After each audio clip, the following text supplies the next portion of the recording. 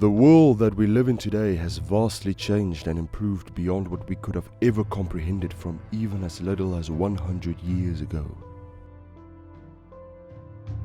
But what probably has made one of the biggest leaps forward in regards to progress has to be civil rights and democracy.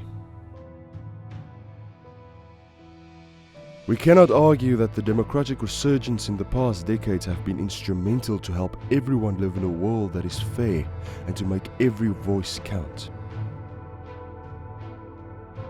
Not to mention the advantages it has proved to hold for most economies and governments.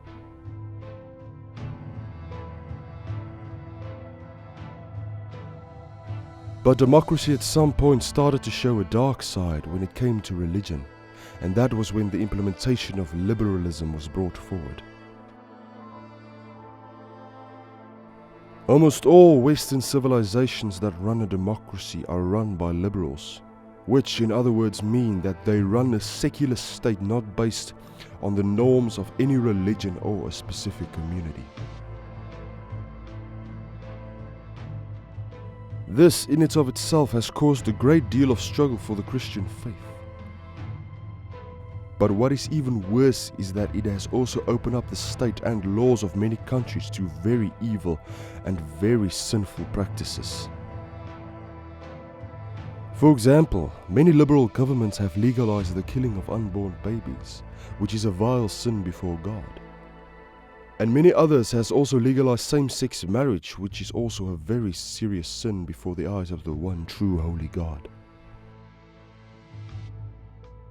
Liberalism is in short based on atheistic ideologies and borrows the very few moral values that it has from religion. The sad part about most of this is that Christians are unaware of the fact that the people that they vote for to be in power are strong liberals. And many Christians do not even make the effort to try and do their research about certain people or parties.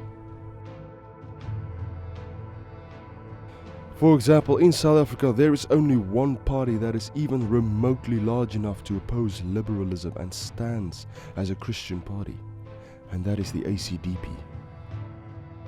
Every other large party in the country of South Africa embraces liberalism.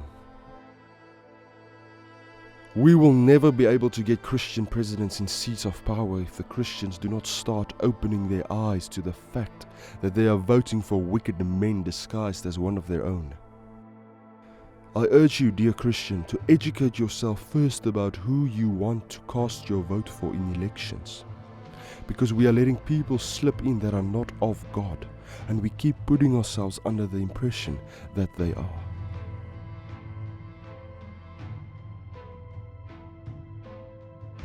Do not fall for the sweet talk of most politicians. Look at the fruit by which people live, and then you will know if it is someone worthy to be represented by God, and if it is someone worthy of receiving your Christian vote.